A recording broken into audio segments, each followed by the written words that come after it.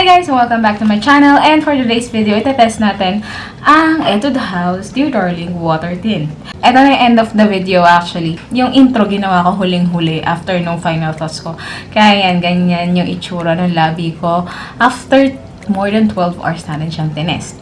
Yeah, parang 14 hours siya actually. So, ayun lang guys. Ipapakita ko muna yung next clip na packaging and all that stuff. And then, nung nag-apply ako ng makeup and then yung final thoughts ko. So, ayun lang guys. Just keep on watching.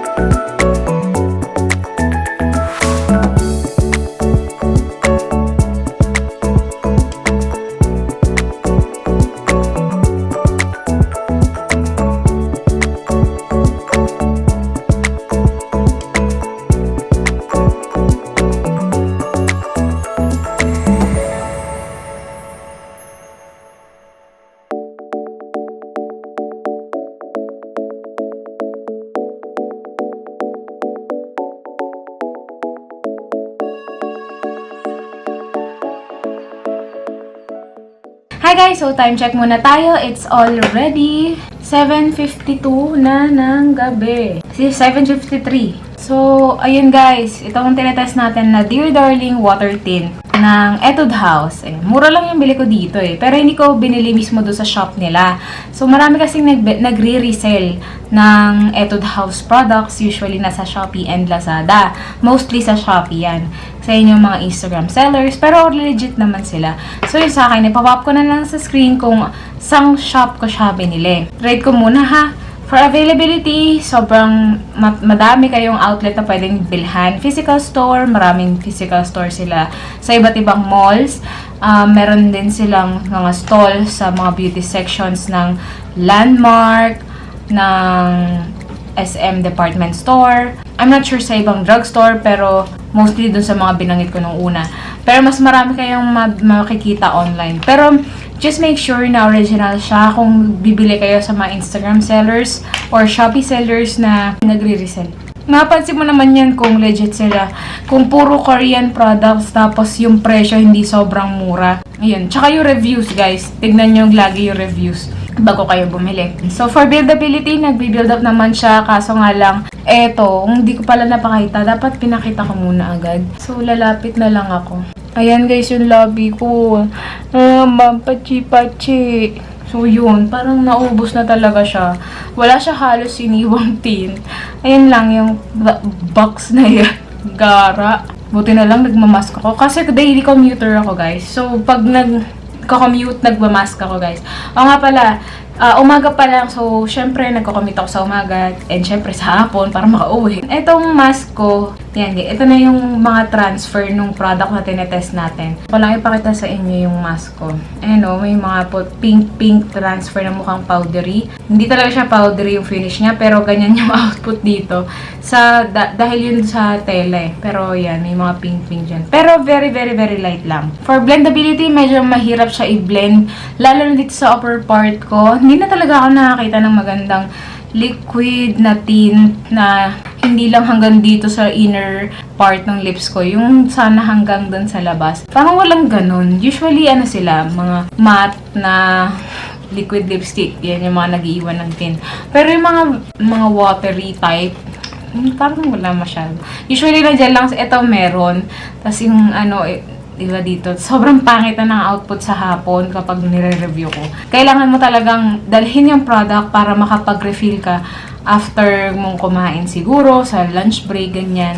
So, for coverage, hindi siya super nag-stay kung saan ko siya nilagay. Katulad nung sa upper lip ko, pangit. Nakita niyo naman yung check-in ko kanina. Yung finish niya, guys, parang lang, alcohol na natuyo. So, hindi ko siya masabi na moisturize satin. More on natural finish lang siya na parang, for example, nilawayan mo yung labi mo, tapos natuyo lang ng dahil sa hangin. Ganong finish. Walang ibang mata. Hindi ko alam kung anong tawag ko na. Natural finish, ganon. So, for packaging, okay naman. Hindi na sila nag-box. Para sa akin, mas okay yung ganito na nakatipid ka sa mga tatapon mo, diba? Price point, ipop-up ko na lang sa screen kung magkano ko siya nabili. Pero 100 plus lang yata to. 120, 100, ganun. Sa shop na yon. And legit yun shop na yun. Check nyo na lang guys kung gusto nyo makabili ng Korean product. So, quick drying ba siya? Yes. In fairness, konti lang kasi yung transfer. Umaga pa lang dun sa mask ko. Tinignan ko. And konti lang yung transfer. Hindi siya sobrang dami. Kaya kasi sabi kong quick drying siya kahit watery siya. Lightweight siya, oo. Kasi nga yung finish niya, natural finish. Parang wala talaga. Hindi mo talaga siya mararamdaman. Kahit binild up mo ng binild up, ayun, wala ka talaga mararamdaman. Hindi siya mabigat sa labi. Scent is parang may pagka-fruity ito eh. Matamis, parang ganon. Tamis, parang strawberry juice, ganon. Or cherry, ganon. Ganon yung amoy niya. Ni cherries, parang strawberry, ganyan. So, texture, ano siya, and formula, watery siya. Kita niyo naman dito sa bote, oh, parang tubig lang eh. Ayan. Diba? Shade range, ipopop ko sa screen ko ilan yung shade na available for this product. Next is, okay ba siya for chap lip? Okay naman siya, hindi kasi siya parang nakapagbalat ng labi ko. Hindi rin naka-dry. Wala lang, may tint lang na hindi naman nagtagal masyado. So, yung longevity nga niya, hindi siya super ganun katagal. And transfer proof, parang medyo transfer proof siya. In a way, kasi konti nga lang yung transfer. Umaga pa lang suma. Kaso nga, mabilis siyang matanggal. Lalo na, ang pinagdaanan ng labing to, umagahan, tanghalian, merienda, and mga papak-papak kanina na fishbowl. So, maraming akong ginawa. Tapos, nag-toothbrush pa ako in fairness, pero may natira pa nun. Nung nag-check-in ako kanina, nakapag-toothbrush na ako nun, pero meron pa rin nag-stay. Ayan, hindi ko nga lang siya binrush. Kasi pag nag-toothbrush ako, binabrush ko rin yung lips ko. Yun yung way ko for exfoliating my lips. Meron pa rin natira. Alam mo yun, basta kahit di ko siya binrush, pero meron pa rin natira. Kaso nga lang ngayon, wali na. So, yun lang, hindi ko napapahabain yung video. And if ever may gusto ko yung product na i-review, just comment down below. Also, check my social media accounts doon sa description box below. And if you like this video, please hit that like button and please subscribe to my channel. So, see you in my next video. Bye! A few inches later. Guys, kita nyo, may blush pa rin hanggang ngayon. In fairness talaga. So, yan. Siningit ko lang kasi maghuhugas na ako ng mukha. Bago ko maghugas ng mukha, nakita ko parang may blush pa din ako.